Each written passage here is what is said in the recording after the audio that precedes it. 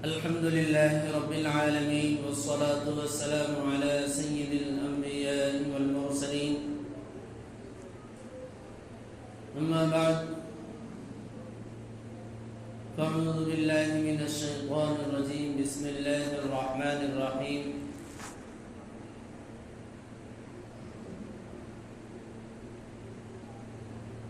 اهدنا الصراط المستقيم صراط الذين أنعمت عليهم غير المغضوب عليهم ولا الضالين صدق الله العظيم اللهم صل على سيدنا وشفيعنا وحبيبنا وكريمنا ومولانا محمد وعلى آله وأصحابه وبارك وسلم. برادران اسلام، معزز سامعین، بزرگوں اور دوستوں،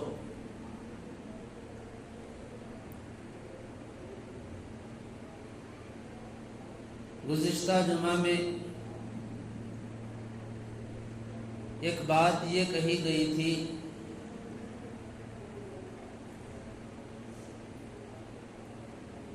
کہ علم جاننے والوں کے بغیر، ان کی مدد کے بغیر، ان سے پوچھے بغیر آج کوئی بھی دین کو کما حقہ سمجھ نہیں سکتا. اگر دین کی مکمل طور پر سمجھ بوجھ حاصل کرنا ہے،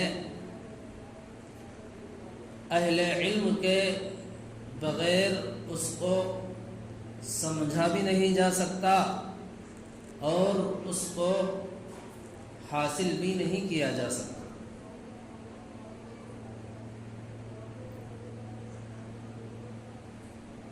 آج کل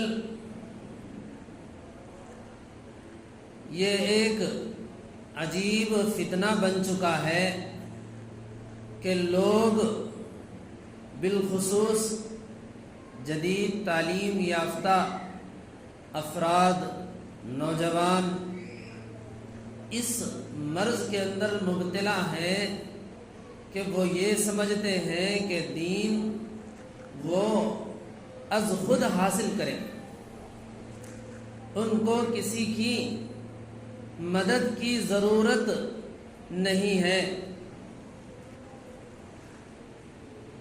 وہ یہ سمجھتے ہیں کہ قرآن ہمارے سامنے موجود ہے، احادیث ہمارے سامنے موجود ہے، پھر جب یہ دونوں چیزیں ہمارے سامنے موجود ہیں تو پھر ہمیں کسی کی کیا ضرورت ہے؟ ہم خود سے قرآن پڑھ لیں گے، اس کا ترجمہ پڑھیں گے، ہم خود سے اس کا مفہوم نکال کر اس پر عمل کریں گے. احادیث مبارکہ لکھے ہوئے ہیں، کتابوں کی شکل میں موجود ہیں، ہم جو ہے ان احادیث کو خود سے پڑھیں گے اور ان کا ترجمہ بھی لکھا ہوا ہے، اس کے ترجمے کو بھی ہم خود سے پڑھیں گے اور ہم اس کا مفہوم اور مطلب ہم خود سے نکالیں گے، اور جو ہمارے سمجھ میں آئے گا ہم اس پر عمل کریں گے. ہمیں کسی مربی کی ضرورت نہیں ہے، ہمیں کسی سمجھانے والے کی ضرورت نہیں ہے، کسی تعلیم یافتہ لوگوں کی ضرورت نہیں ہے، قرآن کریم کے ماہرین کی ضرورت نہیں ہے، احادیث کے ماہرین کی ضرورت نہیں ہے، شارحین کی ضرورت نہیں ہے. یہ ایسا خیال آج کل کے جدید تعلیم یافتہ لوگوں میں اور بالخصوص نوجوانوں کے اندر یہ مرض جو ہے پھیلتا جا رہا ہے. اس کا نتیجہ کیا ہوگا؟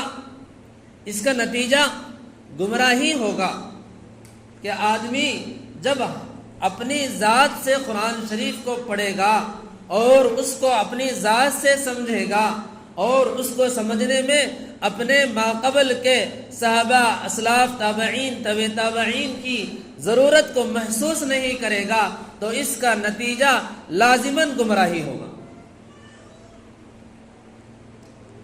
تو ہمارا کہنے کا مقصد یہ ہے کہ بزرگوں اور دوستوں، اللہ رب العزت نے سورہ فاتحہ کے اندر ہی اس کی وضاحت فرمائی کہ جب بھی کوئی مسلمان سورہ فاتحہ پڑھتا ہے، اللہ سے التجا کرتا ہے، اللہ سے دعا کرتا ہے، اہدنا الصراط المستقیم، بتلا ہم کو راہ سیدھی۔ ہم اللہ سے درخواست کر رہے ہیں کہ اے اللہ ہم کو سیدھے راستے پر چلا۔ صراط الذین انعمت علیہم، سیدھا راستہ کون سا ہے؟ جن پر تیرے وہ بندے چلے جن پر تیرا انعام ہوا، انہوں نے سیدھے راستے پر چلے، انہوں نے سیدھا راستہ اختیار کیا، تو یعنی پروردگار نے ان کے اوپر انعام فرمایا۔ اب بتلاؤ، قیامت تک جتنے بھی لوگ دنیا کے اندر آئیں گے، اگر ان انعام یافتہ لوگوں کے راستے کو چھوڑ کر کوئی دوسرا راستہ اختیار کرتے ہیں اور اس کو دین سمجھتے ہیں، تو اب ان کا چھوڑا ہوا راستہ جب اللہ نے خود فرمایا کہ بھئی ہم نے ان کے اوپر انعام فرمایا ہے، انعام یافتہ لوگوں کے طریقے پر اگر چلیں گے تو ہم بھی ان انعام یافتہ لوگوں کے اندر ہمارا شمار ہوگا۔ اگر ہم ان انعام یافتہ لوگوں کے راستے کو چھوڑ دیں گے تو لازماً ہم انعام یافتہ لوگوں سے الگ ہو جائیں گے، ان کی فہرست میں ہمارا شمار نہیں ہوگا۔ اب ہم کو یہ دیکھنا ہے کہ صحابہ کرام ہیں، تابعین ہیں، تبع تابعین ہیں، بزرگان دین ہیں، انہوں نے جس راستے کے اوپر دنیا کے اندر رہ کر زندگی گزاری ہے، اسی راستے کو اختیار کریں گے تو اللہ رب العزت کی بارگاہ میں ہماری عبادتیں بھی مقبول ہوں گی، ہماری نمازیں بھی قبول ہوں گی، ہماری دیگر عبادتیں بھی قبول ہوں گی۔ اگر ہم ان کا راستہ چھوڑ کر ہم از خود قرآن کو سامنے رکھ کر، احادیث مبارکہ کو سامنے رکھ کر ایک نیا راستہ ایجاد کرنا چاہیں گے، ایک نیا راستہ اختیار کریں گے، تو قیامت تک ہم خیر کے طریقے پر، ہم راہ راست پر نہیں آ سکتے، صراط مستقیم پر ہم نہیں آ سکتے۔ اب راستے تو بہت ہیں، لیکن اللہ نے صراط المستقیم فرما کر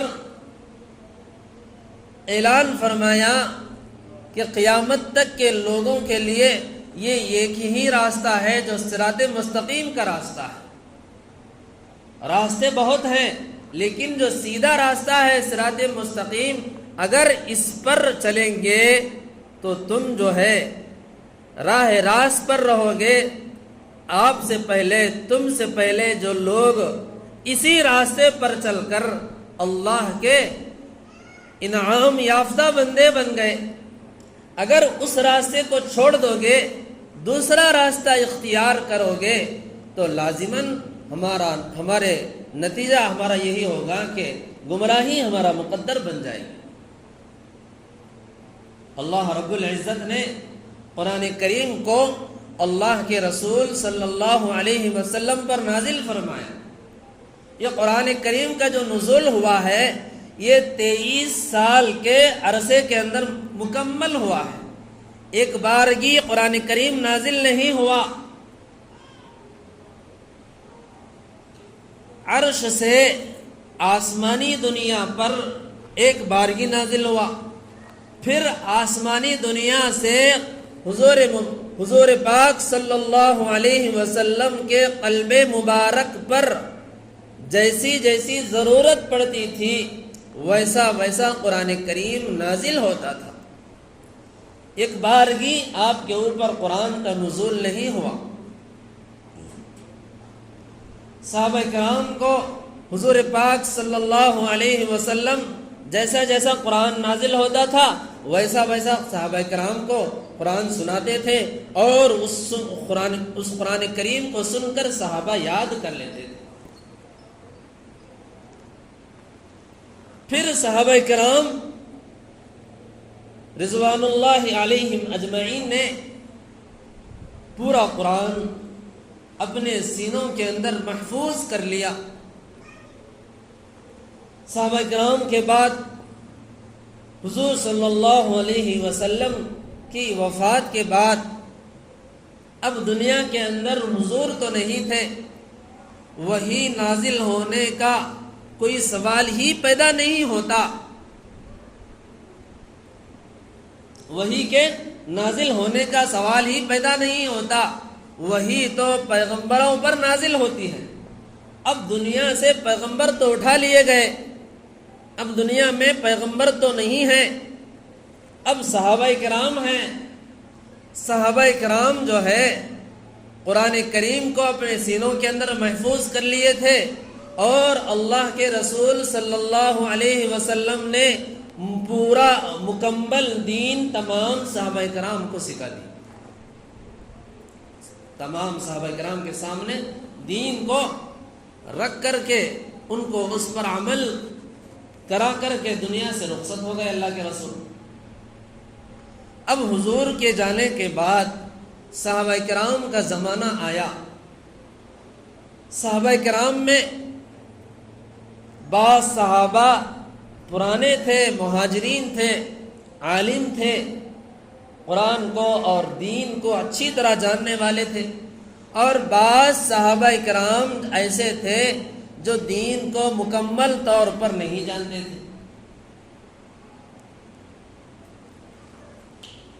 احادیث مبارکہ کے اندر اس کی بہت تفصیل ہے، بہت ساری احادیثوں میں اس کا تذکرہ ہے۔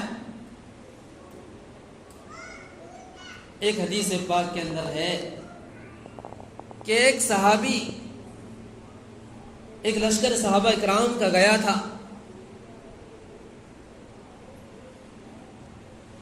ان میں سے ایک صحابی کو دوران جنگ جسم کے اوپر زخم لگ گیا۔ جنگ لڑنے میں کہیں تیر ویر لگ گیا تھا، جسم پر زخم لگ گیا،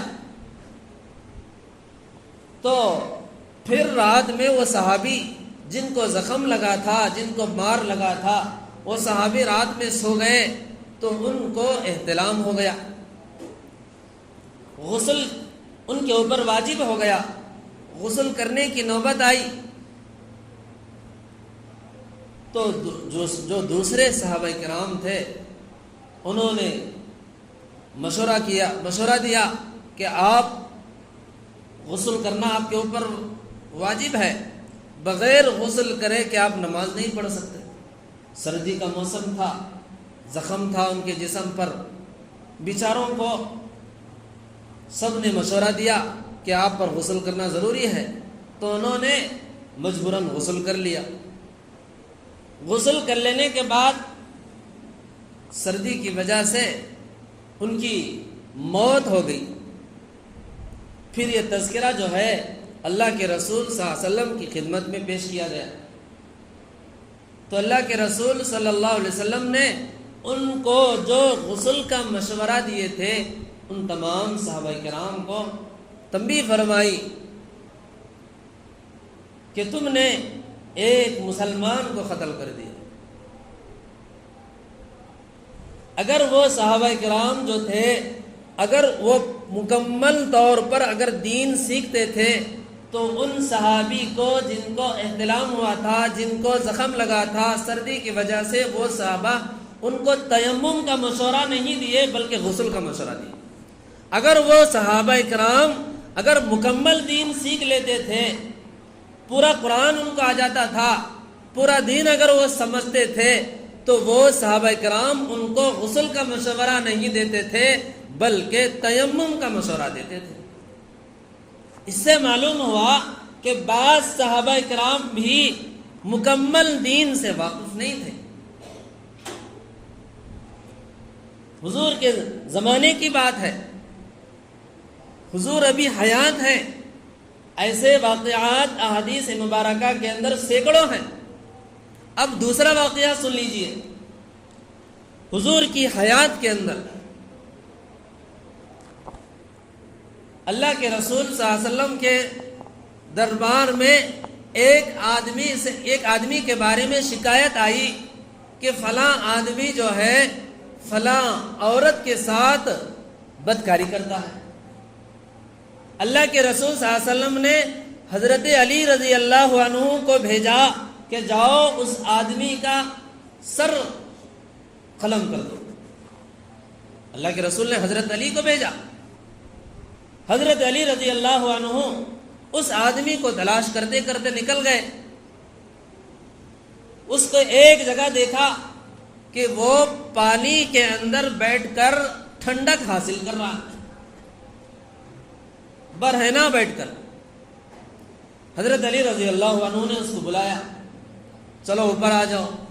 جب حضرت علی رضی اللہ عنہ نے دیکھا کہ اس کا جو ہے عضو خاص جو ہے کٹا ہوا ہے، حضرت علی رضی اللہ عنہ کو اللہ کے رسول نے حکم دے کر بھیجا تھا کہ اس آدمی کو جاؤ، اس آدمی کے پاس جاؤ اور اس کا سر کیا ہے قلم کر دو۔ لیکن حضرت علی اس کے پاس جب گئے تو اس کا عضو خاص کٹا ہوا تھا، لیکن حضرت علی رضی اللہ عنہ نے اس کا عضو خاص کٹا ہوا ہونے کی وجہ سے اس کا سر قلم نہیں کیا۔ کیوں کہ جب عضو خاص اس کا کٹا ہوا ہے تو وہ بدکاری کیسے کر سکتا ہے؟ تو بزرگوں اور دوستو، جب حضرت علی رضی اللہ عنہ اس کو زندہ اللہ کے رسول کے دربار میں واپس بلا کر لائے اور اللہ کے رسول کے سامنے تذکرہ پورا واقعہ بیان فرمایا کہ یا رسول اللہ، اس کی تو حالت ایسی ہے، اس لیے میں نے اس کا سر قلم نہیں کیا۔ تو اللہ کے رسول صلی اللہ علیہ وسلم نے حضرت علی رضی اللہ عنہ کی تحسین فرمائی، تم نے بہت اچھا کیا اس کا سر قلم نہیں کیا، کیونکہ اللہ کے رسول کا جب حکم آیا تھا کہ اس کا سر قلم کر دو، لیکن حضرت علی رضی اللہ عنہ نے سمجھا، وہاں پر حضرت علی رضی اللہ عنہ نے اللہ کے رسول کے حکم کے خلاف ورزی نہیں کی، بلکہ اللہ کے رسول صلی اللہ علیہ وسلم کا حکم کس چیز پر موقوف تھا وہ چیز وہاں پر انہوں نے نہیں دیکھی، اس لیے حضرت علی رضی اللہ عنہ نے اس آدمی کا سر قلم نہیں کیا، بلکہ اس کو اللہ کے رسول کی خدمت میں پیش کر دیا۔ تو اس سے معلوم ہوتا ہے بزرگ اور دوستو کہ دین ہر آدمی کا دین جو ہے ہر آدمی مکمل طور پر نہیں سمجھ سکتا۔ دین کو سمجھنے کے لیے اس کا پورا علم جاننا ضروری ہے۔ دین سمجھنے کے لیے اہل علم کی ضرورت پڑتی ہے۔ ایک بات ذہن میں رکھنا، دنیا کے اندر جتنے بھی مسلمان ہیں، ہر مسلمان پر مکمل دین پر عمل کرنا ضروری ہے۔ ہر مسلمان پر پورے دین پر عمل کرنا ضروری ہے، لیکن یہ ضروری نہیں ہے کہ ہر مسلمان پورا دین جان لے، یہ ضروری نہیں ہے۔ پھر کیا چیز ضروری ہے؟ اللہ تبارک و تعالیٰ نے خود قرآن کریم کے اندر فرمایا فَاسْأَلُوا أَهْلَ الذِّكْرِ إِن كُنتُمْ لَا تَعْلَمُونَ۔ یہ ان لوگوں کو فرمایا جا رہا ہے کہ جو مکمل دین سے ناواقف ہے، لیکن وہ مکمل دین پر عمل کرنے کے مکلف ضرور ہیں، لیکن پورے دین سے ان کو واقفیت نہیں ہے۔ تو اللہ فرما رہے ہیں کہ جو بھی جس مسئلے سے بھی آپ ناواقف ہیں، جو بھی مسئلہ آپ نہیں جانتے ہیں، اہل ذکر سے، یعنی جن کو علم ہے، جو مسئلہ جانتے ہیں، جو مکمل دین جانتے ہیں، ان سے مسئلہ معلوم کرو۔ پتہ چلا کہ دنیا کے اندر جو ہے جتنے مسلمان ہیں، یہ سارے مسلمان سارا دین نہیں جانتے۔ کون جانتے ہیں؟ اہل ذکر، جو علم والے ہیں، اہل علم ہیں، جن کو اللہ نے قرآن کا علم دیا ہے، انہوں نے عالم بن کر کے قرآن کے ہر چیز سے واقف ہیں، احادیث مبارکہ کی اونچ نیچ سے واقف ہیں، ایسے اہل علم سے دین کا مسئلہ معلوم کرنا یہ اللہ کا حکم ہے۔ اب ہر آدمی دین سے پورے دین کو نہیں جانتا، تو اب لازم ہوا کہ جو دین سے جو لوگ بھی دین کو جانتے ہیں اہل علم سے، اب تم لوگ مسئلہ معلوم کرو۔ جس طرح صحابہ کرام میں بھی بعض صحابہ پورے دین کو نہیں جانتے تھے، ہمارے قوم کے اندر بھی، ہمارے زمانے میں بھی ایسے لوگ موجود ہیں جو پورے دین کو نہیں جانتے۔ اس لیے جو پورے دین سے ناواقف ہیں، جو پورے دین کو نہیں جانتے، جو دین جاننے والے ہیں، ان کے پاس جا کر کے دین کا مسئلہ معلوم کرنا، دین سے واقفیت حاصل کرنا، یہ عام آدمی کے اوپر لازم ہے۔ اب ایسا ہمارے آج زمانے کے اندر ایسا ماحول پیدا ہو گیا ہے کہ ایسا فتنہ برپا ہو گیا ہے کہ فیس بک کے ذریعے سے، یوٹیوب کے ذریعے سے، واٹس ایپ کے ذریعے سے اور دیگر ذرائع سے ہم جو ہے دین کو حاصل کرنے کی کوشش کر رہے ہیں۔ اس کے نتیجے میں آدمی جو ہے صحیح راستے سے اپنے آپ کو دور کر رہا ہے۔ یہ جو ذرائع ہیں، یہ ذرائع دین حاصل کرنے کے نہیں ہیں، بلکہ اہل علم کی خدمت میں پہنچنا، ان کے سامنے بیٹھنا، جو چیز بھی آپ کو معلوم نہیں ہے وہ چیز ان کو پوچھ کر کے معلوم کر لینا، یہ دین حاصل کرنے کا سب سے بہترین ذریعہ ہے اور سب سے یہ مسنون طریقہ ہے۔ آپ دیکھیے اسلاف کے زمانے میں، صحابہ کے زمانے میں، صحابہ کرام جو ہے اللہ کے رسول صلی اللہ علیہ وسلم کی خدمت میں بیٹھتے تھے۔ اللہ کے رسول صلی اللہ علیہ وسلم ان کو دین کی تعلیم دیتے تھے۔ جس طرح آپ آگے، اسی طرح آگے آئیے، صحابہ کرام کے زمانے میں صحابہ بیٹھتے تھے، سامنے دوسرے حضرات بیٹھتے تھے، صحابہ ان کو دین سکھاتے تھے۔ وہاں پر فیس بک کا زمانہ نہیں تھا، واٹس ایپ کا زمانہ نہیں تھا، یوٹیوب کا زمانہ نہیں تھا، بلکہ بالواسطہ، بالمشافہ دین کو سیکھنے کا رواج تھا۔ آج ہمارے زمانے میں یہ رواج ختم ہوتا جا رہا ہے۔ اس رواج کے ختم ہونے نے ہم لوگوں کو گمراہی کے راستے پر ڈال دیا کہ ہر آدمی اب جو ہے انٹرنیٹ پر دین سیکھ رہا ہے، انٹرنیٹ پر مسئلہ معلوم کر رہا ہے، اس سے اس کی گمراہی لازم ہو جاتی ہے۔ اللہ تبارک و تعالی سے دعا ہے کہ اللہ رب العزت ہمیں صحیح سمجھنے کی توفیق عطا فرمائے۔ آمین۔ وآخر دعوانا الحمد